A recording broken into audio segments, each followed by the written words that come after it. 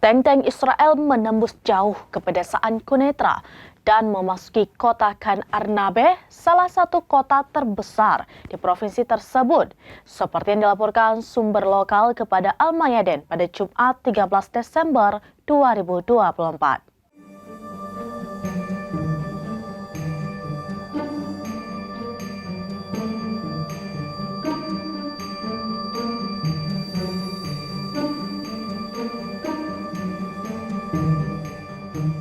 Israel telah mengambil keuntungan dari jatuhnya pemerintahan Presiden Bashar al-Assad untuk menduduki wilayah Suriah dan menghancurkan infrastruktur militernya.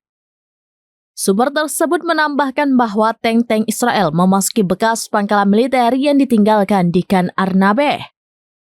Israel telah menduduki wilayah tambahan di Suriah Selatan dan dataran tinggi Golan sejak Assad digulingkan oleh militan ekstremis dari Hayat Tahrir al-Syam atau HTS.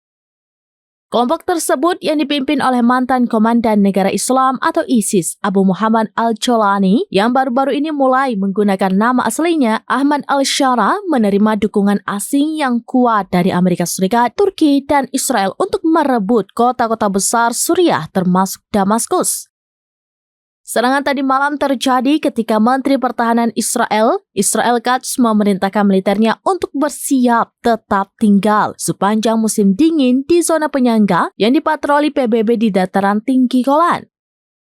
Katz menyebut pengembalian puncak Gunung Hermon di Suriah ke kendali Israel sebagai momen bersejarah yang mengharukan.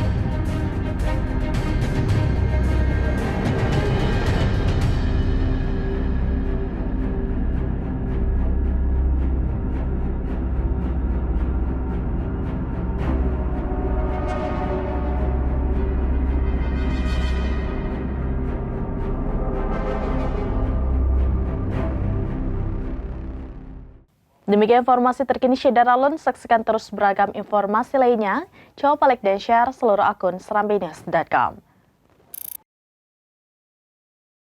Download Tribun X sekarang, menghadirkan lokal menjadi Indonesia.